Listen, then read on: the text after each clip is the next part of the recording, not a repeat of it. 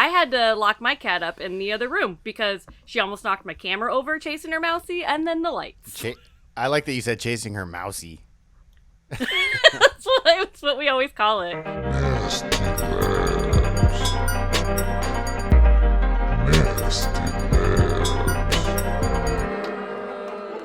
All right, welcome to episode 3 of the Nasty Labs podcast, and part of the Greenlit Podcast Network.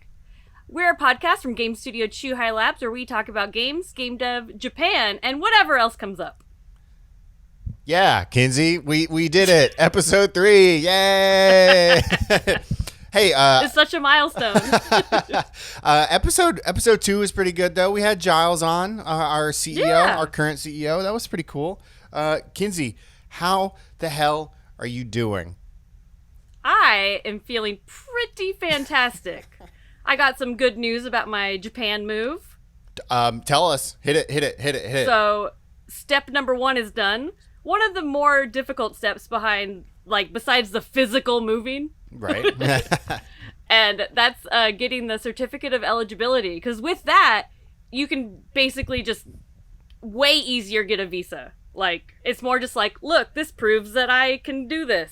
So in the many steps for all the listeners out there, the many steps that it takes to get a visa here in Japan, the very first thing you need to do is you need to get this certificate of eligibility. It's just kind of like proof that you're a human and you have paperwork. Mm-hmm. And that you have a job. And you have a job. Oh, right. That's you have a job. And where how many more steps are involved right now? Oh boy. Well, since I'm bringing my cat, there's 400 that don't need to be there. But right. So next, as long as they open up to visa applications, because right now they're not taking any new applications. Right. Then I can use my certificate of eligibility, get a visa, and that usually just takes a few days from the local consulate here in Seattle. And then once I get that, I can just go. Finally, and we can record in the same room, not remotely. It's gonna be great. I'm looking forward to that. Yeah, me too. That's gonna be great. I ask you this all the time, but what's gonna be the first meal you get when you're out of quarantine and you are sitting down with us? What's it gonna be? What's the imagine you have. Imagine the company Chuhai Labs is gonna foot the bill on the best possible meal, which we are. What is it going to be? Oh, damn. All right, I'm changing my answer. Yeah. I mean, go big or go home, all right? We mean it. Hit us. Okay. Because it was takoyaki or even kombini stuff, just because I miss it. No. So, this is going to be horrible because I don't actually know the name of this food. No, that's fine. So, when I was in Tokyo, my friend Chris Kohler, friend of the show. Right, friend of the show. Took me to get, it was like a steak, but it was breaded, but not like katsu, a lot lighter breading. Okay. And then it was the best steak ever, and then it had a bunch of sauces that you could put it in. And it came raw, so you cooked it. And it was the best thing ever. Probably the most expensive meal I had when I was in Japan. But it really wasn't that bad. How much was it? I had a beer or two along with it, and it was probably maybe $40-$50 a person, maybe. No. We going big, all right? No. But that sounds good though. So you cooked it. Was it yakiniku? You cooked it on a grill in front of you, or? It was fancy yakiniku because we had our own little grill. Each person had their own grill. Oh. Yeah. Okay. It was pretty sweet. And then they gave you 500 dipping sauces. Oh. And I assume it had wasabi and it had Western sauce and had a lot of all those. Yeah. Oh, it was so good. But I just really like beef a lot. Especially rare, the really soft Japanese beef. Oh, it's so good. Butter beef. Oh, dude, it's going to be, you're going to love it because that's a few of us at the studio, that's kind of our thing. I want it to be so rare. I want it to then to take the meat and walk by the kitchen and then serve it to me. I don't want them to. Yeah, I don't want them to touch it. I want it to be almost cold. Oh, so good. Oh, it is so good. Yeah, so we'll take you out for really good steaks. That's on the list. That'll be one of the meals that we take you out for. What's been going on otherwise with you, Kinsey, Burke? Sorry, I was like, I got nothing. Oh, okay. So for new listeners, viewers to the show, you'll notice that I'm in my home studio, and by home studio, I mean this is my living room. And for people that are watching, you'll notice that I have a sleeping dog behind me. There he is. Aww. Yeah, he's cute. His name is Neelix, named after the character Neelix from Star Trek Voyager. Meanwhile, I also have my studio partner who's very sleepy. This is my cat, Duke Leto. He's yawning right now. Named after the Dune character Duke Leto, only because he's got tooth issues, just like Duke Leto from Dune. Not because he's destined to lose Arrakis and die. That's all I got. Okay. So, yeah. Yeah. We're just a bunch of nerds here. Yeah.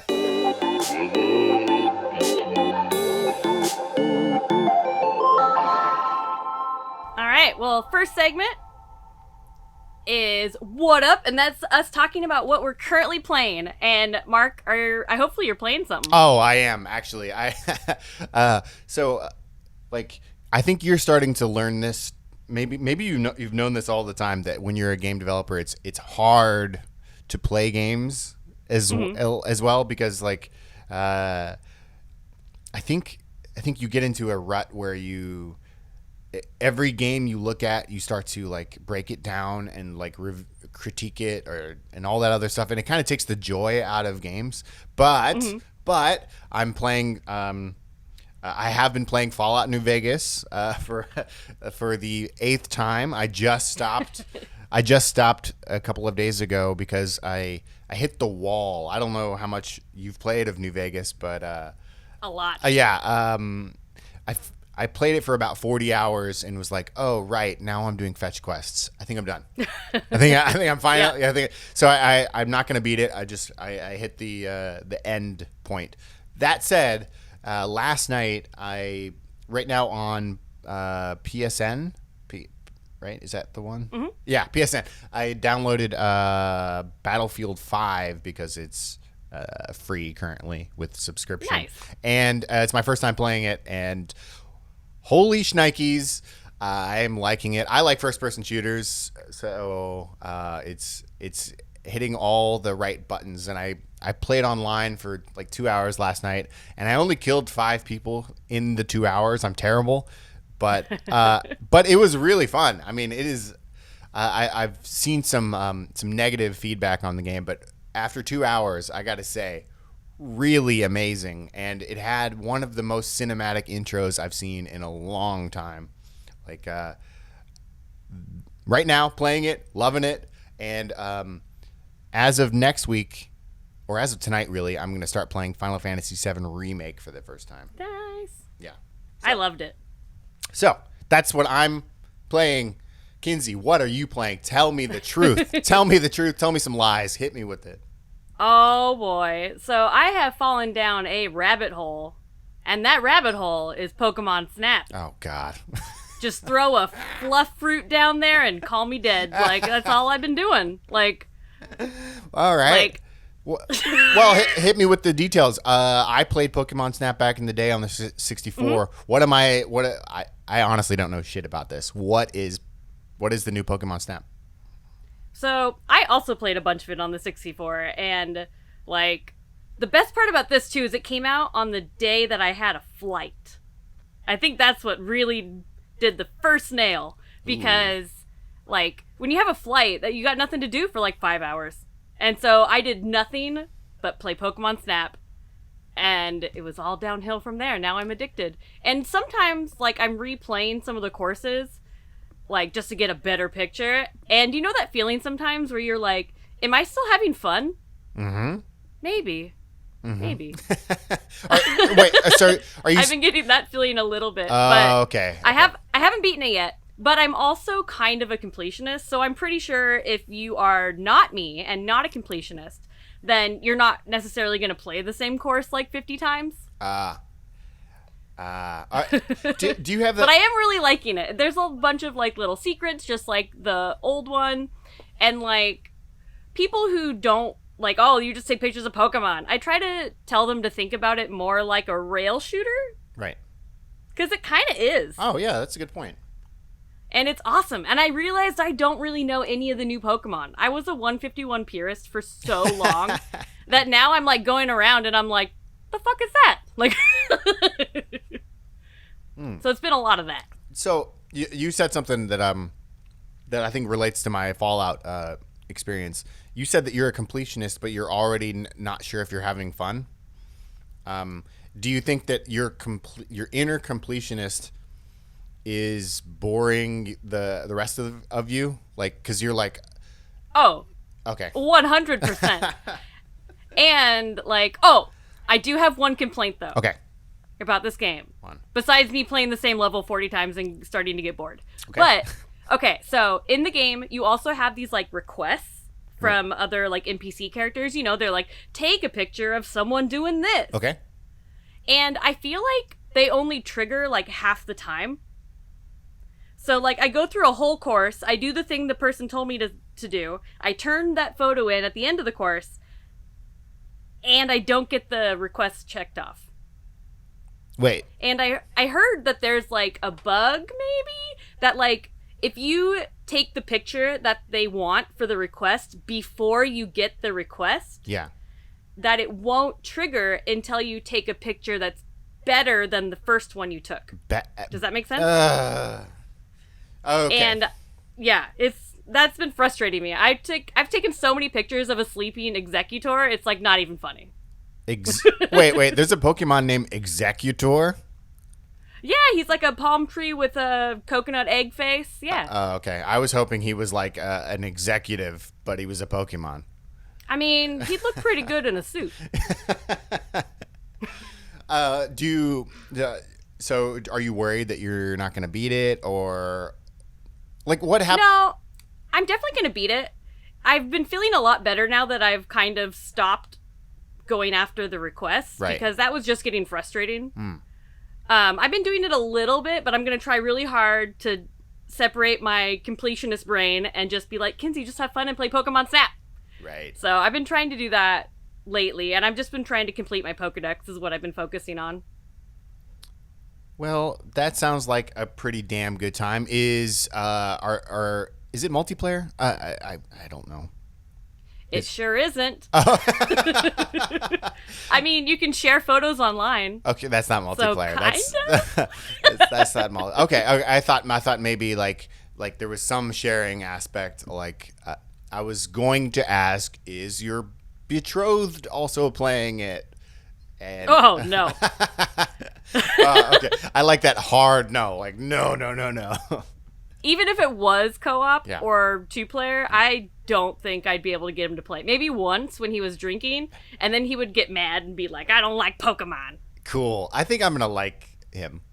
I think you will. Because I really don't like Pokemon. I buy all of them, and then I start it for 5 minutes and say, why did I buy this? Have you been to the Pokemon Cafe? What's the Pokemon Cafe? It's a cafe that's themed with Pokemon. I have. But it's in Tokyo. Oh, I no. believe. Yeah. I have been to the Pokemon store in Kyoto and Osaka, and I do have a big Snorlax. But that's only because it's Snorlax, not because I care. Of course. Yeah, because Snorlax is so cool. He has the greatest name. His ability is to sleep. I mean, he's the one Pokemon that we can like idolize a little bit. He is pretty sweet, isn't he? Yeah, he's pretty sweet. I see a little bit of me, a lot of bit of me in him. So, and I do like that he got a smaller evolution in the later series. Oh. And it's named Munchlax, and he's so cute and so little. All right. I'm going to throw on Munchlax on the screen right now. I've never seen him before. I'm going to be just as excited as the listeners and viewers right now because Munchlax is a pretty good name.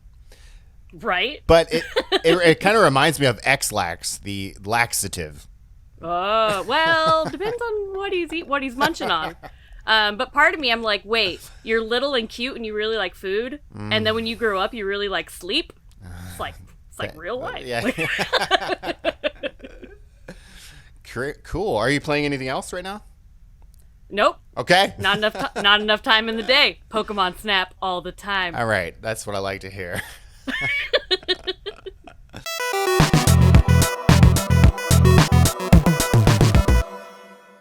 Well, everyone in Japan just got back from a real long holiday known as Golden Week. Golden Week. It's been amazing. This is your first Golden Week, even though you live in the States. Yep. For people that don't know, Golden Week is 3 holidays back to back that I'm not going to recite because I never remember. 4 holidays. Oh shit! Is it 4 holidays? Yeah, it's wait, do you know the days? I don't. Hit me with them. Okay. Showa Day Yeah. is the first one. Yes. And that's for Emperor Showa, who died in 1989. Yes. Oh, Trivial Pursuit. And there's Constitution Day. Yes. And that's when the post-war Constitution was put in after World War II. Okay. And then there's Greenery Day, which is, yay, plants and earth. Right. And then there's Children's Day, which is for boys, and they hang up those little fish. They hang up the little fish. Yes, yes. The little, I don't know how to describe it. It's like a wind sock, but it's a fish. Yeah, that thing's cool. And so all these holidays, they all fall kind of like in the same window. So what a lot of people do around the whole country is they just take off the whole week, and it's basically like getting 9 days straight of no work. It's pretty sweet. It is pretty sweet. This was your first Golden Week. What did you do on said Golden Week? I went to Austin, Texas. Austin, Texas. What do you do down there, girl? Mm-hmm. I was visiting my friend, Kate Ludlow. Met her with Devolver. Okay. And it was fantastic. We basically drank beer and sat on the porch and caught up. And it was fantastic. Because it's also Texas, so, like, everything is, like, 100% open and there's not as many masks as there is in Seattle or Japan. Sure. And so we didn't really go out too much, but that was fine. I got to experience my first, like, Texas, like, lightning and thunderstorm, and it was awesome. And I got to see some snakes. Oh, that's pretty cool. Did you get brisket? Did you get I did. Okay, all right. I got brisket, I got ribs, I got pulled pork, I got Mexican food, I got I got chicken fried steak because I was told I had to. Dude, that sounds like a pretty damn good trip. Yeah, I went full Texas. Oh, that's pretty good. And did you buy any attire? Did you buy a new cowboy hat? Yeah, my old one was getting raggedy.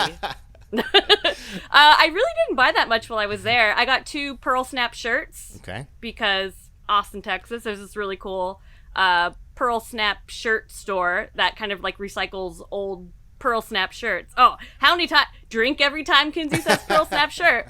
And and so they just like embroider like random shit on there. Like the one I have, the one I'm wearing now. So if you're watching on YouTube, you can see it. But if not, sorry, it has a bunch of curse words embroidered into it. And then they had like one with Sasquatch and cat with laser eyes and all that kind of stuff.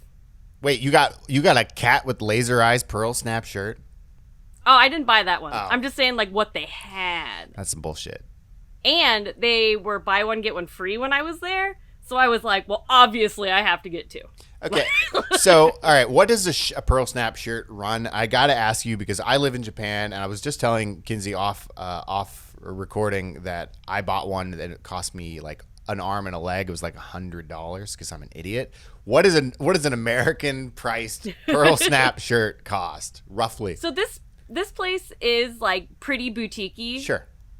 And very like vintagey and like, yeah. Right. But I think they were like between probably 40 and 60. Hell yeah. Depending on the shirt. It was something like that. Yeah. I mean, if that's a niche thing and like, yeah, who cares? That's cool. It's not a thrift store, awesome. you know, like, oh, that's so cool. And what does yours say for all the listeners out there? Oh, my swears one? Yes, your swears one.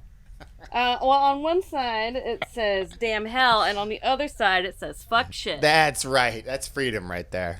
That's freedom. I'm gonna bring this shirt to Japan, and I'm gonna be the coolest person. Yeah, you are. Yeah. So, yeah. Speaking of vacations and Golden Week and having a million days off in a row, also or 9, whatever. I thought it'd be really fun for our main topic to talk about games on vacation. Like, do you take video games on vacation? Do you, like, is that a thing that you do? Oh, I do. Yeah? Yeah, no, I mean, absolutely. I mean, that's what the Nintendo Switch is for. Like, that is 100%. Yeah, that is the optimal device. I mean, before this, you probably took your Nintendo DS with you everywhere because it was the perfect device, the RPG machine. Mm-hmm. Like, I always take a long and boring RPG with me on vacation. Oh, that's a good call. Yeah, I plan it. I'm like, all right, like every trip to GDC or whatever, because I know I'm going to be on a flight that's 11 hours. Like, try to find a game that will keep my attention. And the last trip was Final Fantasy IX. It was my first time playing it. It's my favorite game. I would not say it's my favorite game, but it did satisfy that vacation need. Yeah, I think playing games on planes is like one of my favorite things, mostly because I really don't like flying. Yeah. But I also get airsick. So if I start getting too sick, then I just watch like TV or something. But yeah, playing a long RPG is great. I played one of the Ease games on my way to Japan last time on the Vita. Okay. And my Switch, I need to start bringing like Skyrim with me. I feel like that one would be really good for planes too. But this last trip, it was obviously Pokemon Snap, and that definitely filled my what, like 8.5, 9 hours that I was on a plane, like round trip. It was awesome. And last time I went on a trip, last year for my birthday, we went, me and my partner went to like a cabin because it was like mid-COVID. So like, what are you gonna do? Right. And we like had lawn chairs sitting out by the river. Ooh. And I just drank beer and played Animal Crossing, and it was fantastic. Oh, that sounds... I mean, Animal Crossing seems like almost the perfect vacation game. Yeah. Yeah. It was like we were both on vacation. Yeah, that's cool. Yeah, I mean, awesome. Yeah, the Switch is... I mean, I think it's the perfect console. Give me some more games on it. Give me a Fallout game, and you got my life. That would be awesome. I mean, Skyrim's on everything. Why can't Fallout be on everything? That's a good point. I've never played Skyrim, so maybe I should get Skyrim. Yeah, if you like long RPGs on flights, then I think Skyrim should be your next one. All right, that's done and done. Yeah. And you got plenty of time before your next flight, probably, so it'll probably go down in price. Yeah, that's true. Yeah. Come on in. What can I get you? Sure, I've heard of Hair of the Dogcast. They're that podcast about video games and beer. From the latest gaming headlines to diving deep into the games of yesterday to sampling and reviewing craft beer from all over the world, Hair of the Dogcast is here for the gamer and beer lover in all of us. Available weekly on the Greenlit Podcast Network. Hey, Kinsey. Yo. Yo, Kinsey. Hey, what's happening in the news? News time! Yay! We have actually a lot of news stories today, and they're all very different. Okay. So, the first one, Nintendo recently announced Game Builder Garage is coming to Switch. All right, this I am for. This is a big one in my life. I spent I don't know anything about this game, but I spent probably hundreds of hours in WarioWare DIY. So, this seems like it was made exactly for our type of people.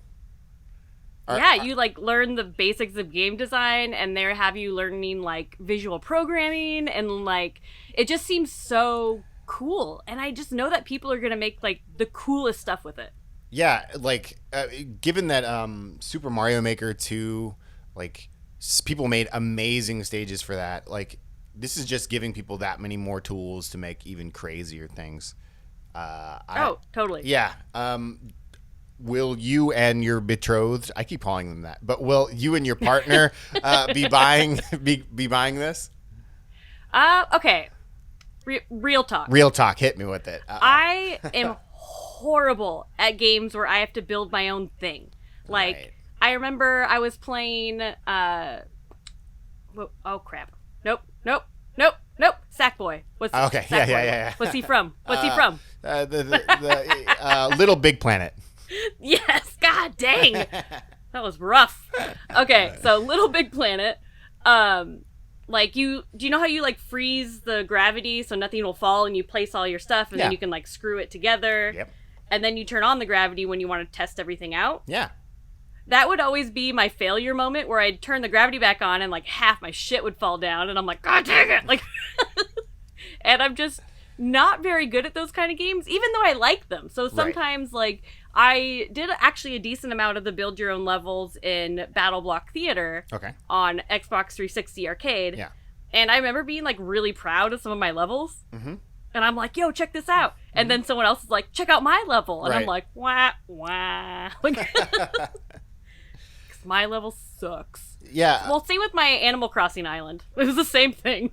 Yeah. I mean, like I said, I played hundreds of hours of WarioWare DIY, but all I really did in the game was I would actually make cartoons, because I didn't go deep into the like if this then that tool set. I would just try to make like a robot walking and destroying a building, and also making music to it. I was more intrigued by the music side and like the tools that it allowed you to make with that.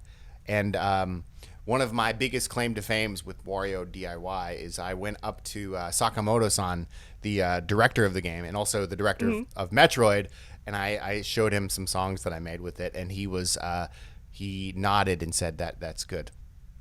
Nice. He didn't say it was great. Awesome. But he's like, yeah, that's good. Like, thanks, bro. That's pretty sweet, though. Yeah, It's a yeah. good story. Yeah. Well, I mean, that's how I felt in Mario Paint as well. I rarely painted. Yeah. Yeah. There again, I mostly used the music tool and didn't understand the music tool very well. Yep, same. Yeah. But yeah, maybe I'll get it. Yeah. We'll see. I got the Labo and I got like Mario Maker, and I never was very good at them. I actually didn't use Mario Maker except to play like the really, really amazing stages by people. I thought I would like it. I think I made like 5 stages altogether. Yeah, I ended up just playing other people's because they were better than mine. Yeah, I think this actually relates to your completionist thing. Like, I personally really want to make this amazing stage, but and I spend hours and hours and hours and hours making it, and then at some point I'm like, oh, this isn't very good. I'm not gonna finish it now. Like, Yeah.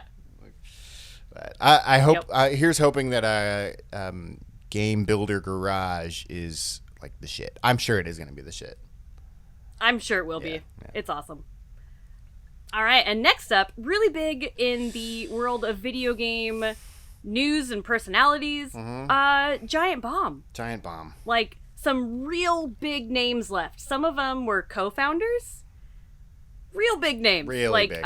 Vinny, Alex Navarro, Brad Shoemaker, like, all those big names left. So, it's like Jeff is the only founder left, Right. I'm pretty sure. Yeah. Yeah, I've been listening to Giant Bomb since its inception. This is definitely a blow to the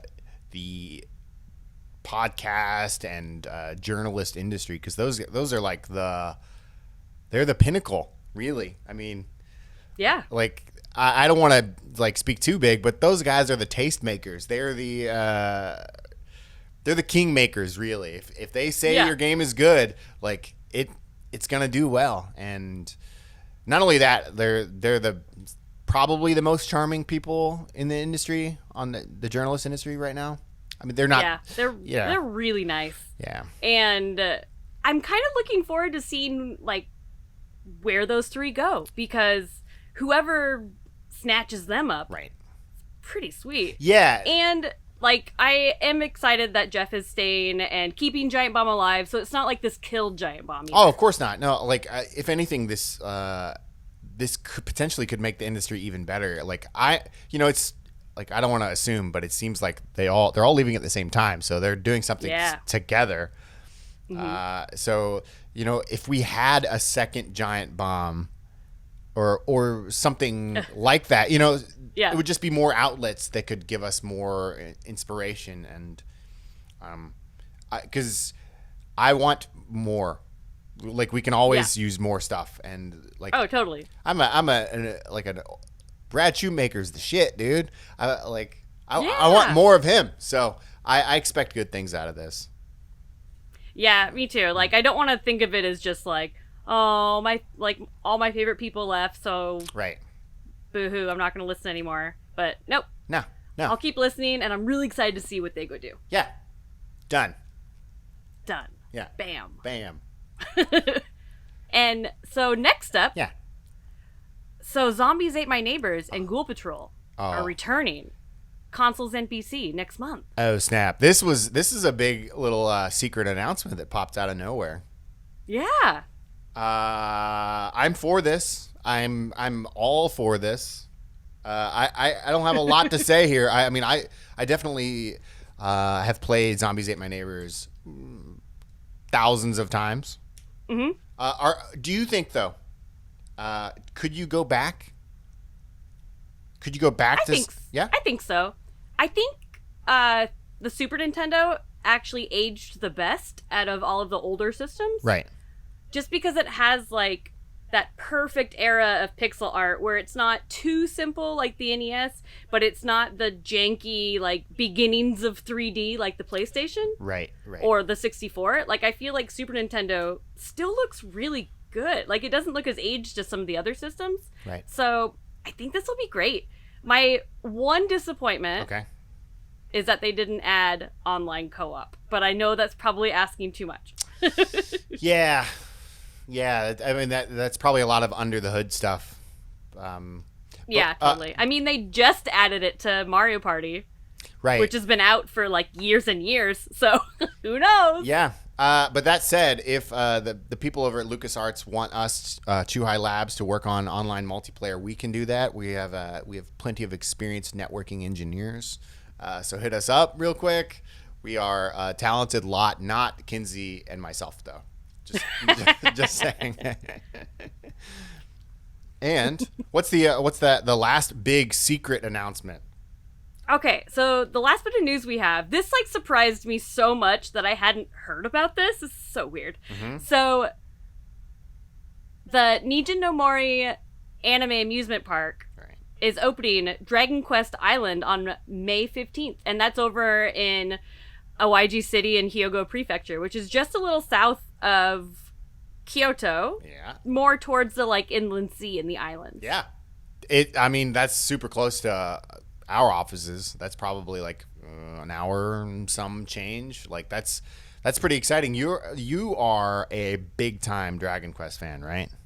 Yeah, I love Dragon Quest, and I'm just surprised this like didn't get like a lot of oomph behind it, like Super Nintendo Land. I mean, granted, that's Universal Studios, and this is a much smaller park, and I don't think there's any rides at this park. What is this?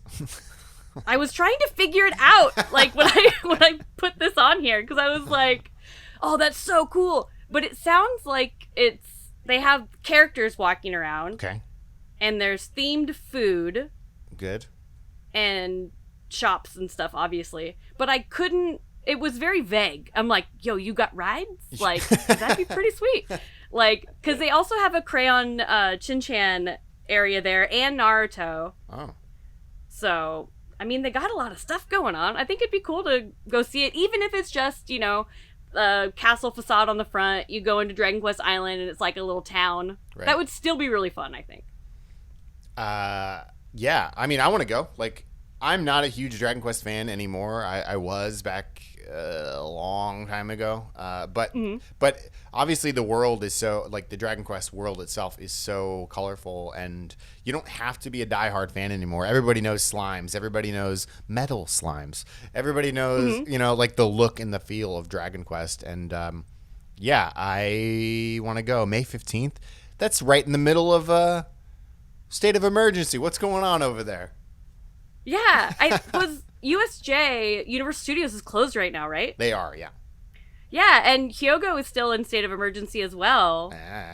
I don't know. Maybe it's a soft open. Yeah, they're just practicing. They're just practicing. Well, I think this has been a pretty good news week. Dang it. Yeah. Yeah. I like all of this news. I'm sad about Giant Bomb, but I'm happy about the future that they have going. Yeah, dude. Hell yeah. Hell yeah. And I'm going to go eat a Dragon Quest Nikuman. It's going to happen. Oh, dude.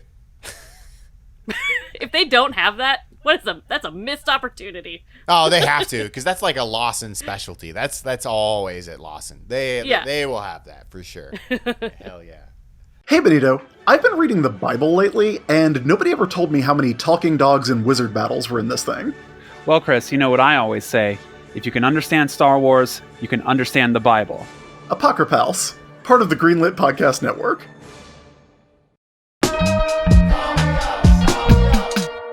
And coming up next, we have Call Me Up, where we answer your Discord questions. If you want to ask a question to the podcast, then just go over to our Discord server, Chuhai Labs, and we have a thread. No, what is it called? Channel. A channel. Yeah. Yeah. Throw your questions in there. Throw your questions in there. We will respond to as many of them as possible. Make them nice or don't, but probably do. Yeah. Hit us with the first question. All right. First question. Okay, there's two questions here, and they have nothing to do with each other. Okay. First questions. Okay. What are your favorite YouTube channels? Okay. And what hobbies do you have that people might not know about? Okay. I'll start, and I'll throw it to you immediately because you're the professional YouTuber. Okay. Here we go.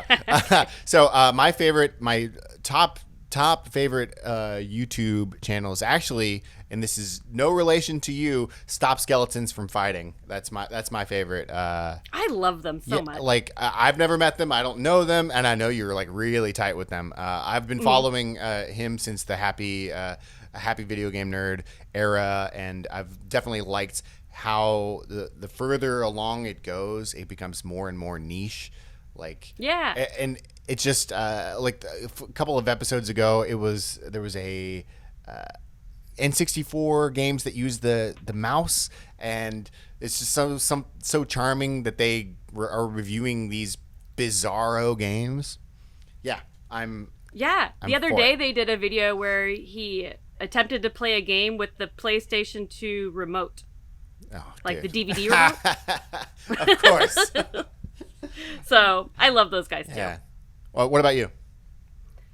So my YouTube tastes are kind of all over the place. Yeah. I'm a disaster when it comes to YouTube. So on one side, I really like video games, obviously. Yeah. And in that category, I absolutely love lazy game reviews. Pushing Up Roses. She doesn't really do game content anymore. Yeah. But her personality and stuff is so awesome that I'll watch Murder, She Wrote and Goosebumps videos too. I love her stuff. I actually like the change, to be honest. Yeah, I think it like really made her happy. Like it's just stuff that she genuinely loves, and I think it almost brings out her like charm more. Yeah. Cool. And then for video games, I mean there's so many. I like My Life in Gaming. I watch those. I watch Techmoan, who occasionally touches on video games. I love Techmoan. I do too. God, he's so charming. And so I like all of those guys. Oh boy. And then the other side of YouTube that I watch. Right. Oh boy. Uh-oh. I really like... What? Like silly conspiracy theory stuff. Yes. Like Bigfoot and aliens and ghosts. And is that like a channel, or are you just like you just have like your YouTube algorithm is just telling you to watch like the dark secrets of Soviet era Bigfoot? Like It's a bit of both, because I do really like Slapped Ham. oh, okay. So I like that guy a lot. Mm-hmm. And then let me see. Nuke's Top 5 is usually pretty good for ghosts. Yeah. And then oh man, there's like a science channel that'll sometimes touch on like cryptid-y type stuff, but more based on science. Okay. Cool. So, yeah, that's the other side of YouTube that I like. All right. Well, I guess that kind of ties into the next question though, which is what hobbies do you have that most people don't know about? okay. So what hobbies are they? Well, I guess I like cryptid-y stuff. There's that. I collect VHS horror movies. Oh, right. That's cool. I'm trying to think. Like, it's really just games and beer now. I used to do rodeo. I don't anymore.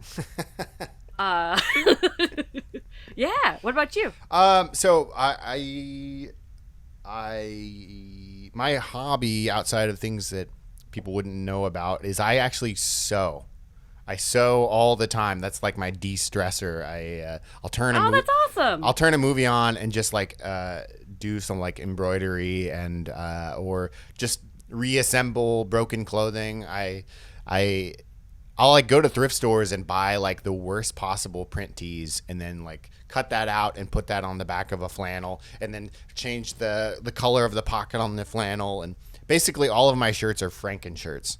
And yeah, that's kind of my thing. That's awesome. Yeah. All right. Makes your wardrobe more unique. Yeah, it does sometimes. Yeah. Yeah. So the next question, hit us. All right, next question. Yeah. Are you looking for games to publish? And what do you look for in a game when you're deciding what to publish? And this is a question more for Chuhai Labs than us as individuals. Right. Obviously. Yeah. So that is yes. To answer the first question, yes, of course, we're always looking for games. And to answer the second question, what do you look for in a game when deciding? I think the main factor of Chuhai Labs right now is fun. I think what people like fun, a solid idea that we can get behind. Yeah, just honestly, I like Halloween Forever is just a simple game. It's a Halloween themed platformer. Like I know what the game is right away. Like Giles, our current CEO, he's has a history of just having really simple games that are fun. So, yeah, good controlling, simple, fun games. So that was a question from Douglas Votour. So Douglas, send us your game. Yeah. Yeah, send Because us your obviously there's underlying to this. Yeah. I can smell it. Yeah. All right. Next question. Yeah. What is your most wanted item for a collection or otherwise, and why? Oh, shit. All right. You're the collector. Hit us with the knowledge, Kinsey. All right. Well, for my video game collection. Right. I would love to get my hands on the Sailor Moon arcade board because it is very expensive. Mm-hmm. And the Sailor Moon arcade game is one of the very few good Sailor Moon games. Okay. There's only a handful. Uh-huh. And of course, one of them is the like $1,000 game. Of course. Of course. And then also the Panasonic Q. Ooh. Which is basically a super fancy mirror finish GameCube that plays like DVDs, VCDs, regular CDs. I think it even plays like MP3 CDs, which was like a thing back then. Oh, yeah. But like, it's rad. It looks so cool. And I still regret, like, I had the opportunity to buy just the controller, not even the whole thing. Yeah. And like, the guy was selling it for like, 40 or 50, and I was like, no thanks. and then every other time I've seen it, like years later, Right. now they're like, $500. Oosh. Not for the controller, but like Yeah, for yeah, all yeah. of it. So the controller would still probably be like 100, 150. So. Is that the one that looks like a home stereo? Yeah. Got it. It looks really slick. Okay, I think I have seen that thing. That is very cool. What is there anything else on that list? Because I see what viewers don't know is she wrote down her notes as Sailor Moon and Panasonic Q and then ... So I think there's one more on there. Is there one more? I used to really want a Virtual Boy kiosk. Oh shit! Like the one from Toys R Us that you could walk into, sort of. Right. And you just walk into the headset. Yeah, what I always thought that would be awesome, but it's gigantic. Right. But then it'd be so much more comfortable to play than the actual Virtual Boy. You could sit on a stool or stand, and it would be so much better. Right. Oh, that's amazing. So I'm not a huge collector, but I do have one little answer, and it's kind of an impossibility. But I really want to get my hands on the Mother 2 jacket, the Sukagen jacket. That's it's a bomber jacket basically, but they were only made for the development team back in the day, and and they go for thousands of dollars. But luckily and unluckily, they just remade them last year, but they're $800. Damn. Yeah. So I mean, better than thousands. That's true. And I'm still thinking about getting one, but to have an $800 jacket, I better mean it. Yeah. And if it's a rad jacket, you want to wear it too. Yeah, but it's $800. But it's $800, so then you're maybe I should just frame it. Yeah, because I have other things that are $800, but they're not a jacket. They're right. Yeah, they're things that should be $800. So I have a tough time justifying it. But yeah, I think that's my item anyway. Nice, that's rad. Yeah. All right. And the very last question is, do you have any of those tip of my tongue memories of old games that you can't remember the names of? I really like this question because... Oh, I'm going to go first. Yeah, no. Please. I really like this question. Go, hit me with it. Yeah, I like this question a lot because there's this game, and I know the name now, but it's called Midnight Rescue, and it's one of the Super Solvers Learning Company PC games. Right. And for the longest time, I could not remember what it was called. I remember me and my dad trying to figure it out because I was really little when I played it. Right. And I was there's this guy and he's got crazy hair and you're trapped in a school. Right. And there's robots and it's kind of scary. Right. Well, it's scary when I was little. I mean, it's Learning Company. It's not scary. But when you're little and you're in an abandoned school with robots. Oh, yeah. And it took me forever. But it's Midnight Rescue. And then there's another game that was from that same era of PC gaming, which is really difficult too because I played a lot of shareware and just random programs that my dad would get from this friend he had at work. Sure. I don't know. Yeah. And so there's this one game. It's Halloween themed. Okay. But it's a puzzly type game, but it would have word jumbles and math. It's a learning game. Oh, okay. But it was Halloween themed, and there was a witch. And I swear, I have this very vivid memory that it has a MIDI version playing of House of the Rising Sun, but really slow. I hope that's I hope I didn't make that up because that's very specific. I mean, that's pretty specific, and that would be really cool. But that song is not. It's what's it called? Shit, I don't remember what it's called, but I think that's anyone can use that song. So I think it is a copyright-free song because I think it's a traditional song. So interesting. So maybe it is in there. Maybe your memory is right.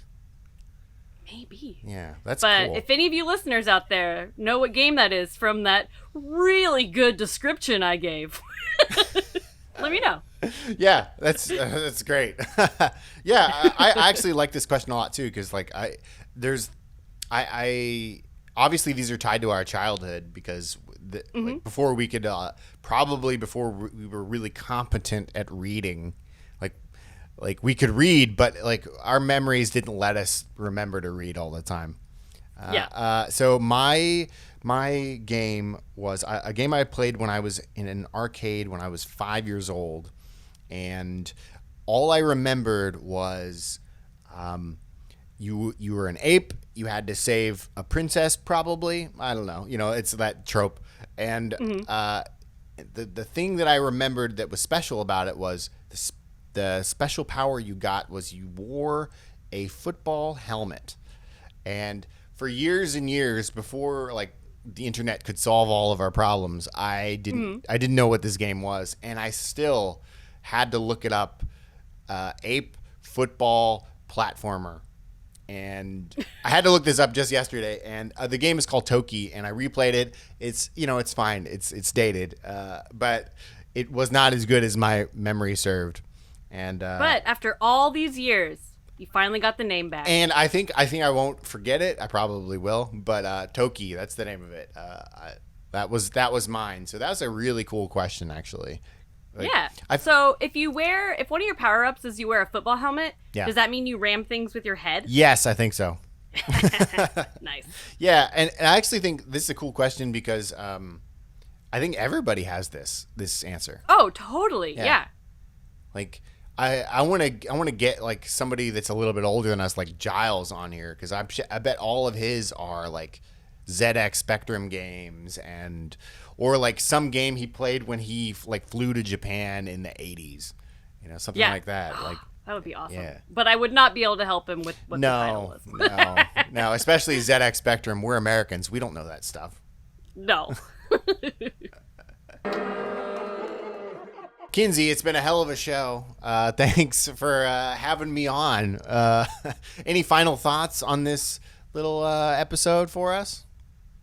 Man, I feel like we covered so much. We covered like vacation and repressed childhood memories about video games. Like we were all over the place in this one. Yeah, this is a cool episode. Like I think you had a great theme with that vacation games. I think that's pretty cool. I think that'll inspire future episodes too. That's pretty awesome. Oh, totally. And what's happening soon? What's happening? So, big news, Chuhai Labs. I'm sure you already knew, but we're going to tell you so many more times. Okay. Yeah. And that's that Carve Snowboarding is coming soon to Oculus platforms. Right. We can't say the date, but it is very soon, and we are pretty damn excited. Oculus platforms, Quest, Rift, all that stuff. Quest 2, get it. I'm pretty excited about it. I guess we should do the goodbyes now. Kinsey? Oh, goodbye. All right, well, thank you everyone for listening. Join us in 2 weeks for episode 4. And Mark, where can people find you on the internet? You can find me on Twitter at @TheHenryDemos. And that's it. Kinsey. You can find me on Twitter, Instagram, basically almost every social media. Right. I just started a TikTok, like the kids. Oh, shit. And that's at Kinzilla, KINSZILLA, on pretty much everything, if not actually everything. Right. Okay. And you can find Chuhai Labs at everything. Chuhai Labs, twitter.com/Chuhai Labs, Instagram, all of those bad boys. And you can also listen to the podcast on just about every platform, including YouTube. And as a reminder, we are now a partner of the Greenlit Podcast Network, and you can listen to us over there, and you can listen to plenty of other great shows on that little network website. Shout out to Jeremy Parrish on that. Any final words, Kinsey? This is all you. It's all me. Yeah. All right. Well, everyone, thanks for listening, and open a Chuhai.